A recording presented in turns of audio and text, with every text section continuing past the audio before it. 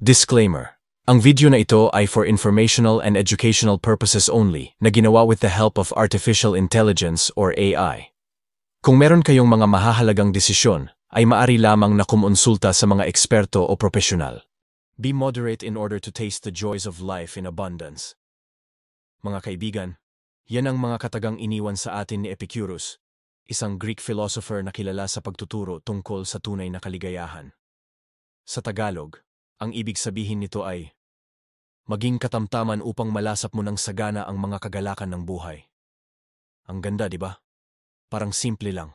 Pero kung iisipin mo, ang lalim. Kasi madalas sa buhay, ang tingin natin sa joy or happiness ay laging nasa more. Mas maraming pera, mas maraming pagkain, mas maraming likes, mas maraming gamit, mas maraming travel. Pero ang sinasabi ni Epicurus, minsan, kapag sobra, doon tayo nagsisimulang mawalan ng lasa sa buhay. Tulad ng pagkain. Kapag gutom na gutom ka at kumain ka ng paborito mong ulam, halimbawa, crispy pata o sinigang, wow, ang sarap. Pero kapag nasobrahan ka, biglang nagiging umay. Ganon din sa buhay. Minsan, yung sobrang paghabol natin sa saya, sa tagumpay, sa possessions, nauuwi sa pagkapagod o kawalan ng direksyon. Kasi ang tunay na kaligayahan, hindi naman nakikita sa dami ng meron ka, kundi sa balanse. Naalala ko tuloy yung mga panahon na gusto kong gawin lahat sabay-sabay. Work, side hustle, hobbies, content creation. Akala ko mas magiging fulfilled ako kapag busy ako lagi. Pero ang ending, burnout. Parang kahit anong gawin ko, hindi ako ganun kasaya. Hanggang sa na-realize ko, maybe, happiness isn't about adding more. Maybe it's about less, but meaningful. Epicurus was actually one of the first philosophers who said that pleasure, or joy, is good, but it should always come with wisdom and moderation. Kasi kung puro pleasure lang at walang control, nauuwi tayo sa suffering. Isipin mo yung cellphone mo. Maganda yan, useful, pero kapag sobrang gamit mo, social media all day, endless scrolling, di ba parang nauubos yung energy mo? Minsan nagiging anxious ka pa. Pero kung gagamitin mo moderately, nakaka-relax, nakaka-connect, nakakatulong.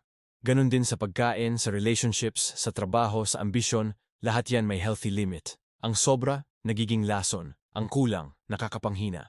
Pero ang tama lang, nagbibigay sigla. May nabasa akong story dati tungkol sa isang lalaki na nagtrabaho buong buhay para yumaman. Sabi niya, pag may milyon siya, saka siya magpapahinga at mag-e-enjoy. After 30 years, nagkaroon nga siya ng milyon. Pero may sakit na siya, pagod, at hindi na niya kayang gawin yung mga bagay na gusto niya dati. Kung tutuusin, kung marunong lang siyang mag-moderate, baka na-enjoy niya na yung mga simpleng saya habang nagtatrabaho, tulad ng pagkain kasama ang pamilya, weekend rest, o simpleng lakad sa park. Ang moderation ay hindi hadlang sa success. Ito, yung susi para maramdaman mo talaga, yung success mo habang buhay ka pa. Kapag sinabing be moderate, hindi ibig sabihin na huwag mangarap. Ang ibig sabihin, habang nangangarap ka, alagaan mo rin ang sarili mo. Magpahinga ka. Maglaan ng oras sa mga simpleng bagay. Kasi minsan, sa sobrang focus natin sa big dreams, nakakaligtaan natin yung mga small joys na nagbibigay saysay sa araw-araw. Yung amoy ng kape sa umaga. Yung tawa ng kaibigan. Yung tahimik na sandali bago matulog. Yung simpleng tagumpay na natapos mo yung dapat gawin sa araw na yon. Kung marunong kang mag-moderate, mas nagiging malinaw kung ano talaga ang mahalaga. Epicurus reminds us that too much of anything, even the good, can make us forget what truly matters. Sabi nga nila, kung laging araw, walang gabi, hindi mo makikita ang ganda ng liwanag.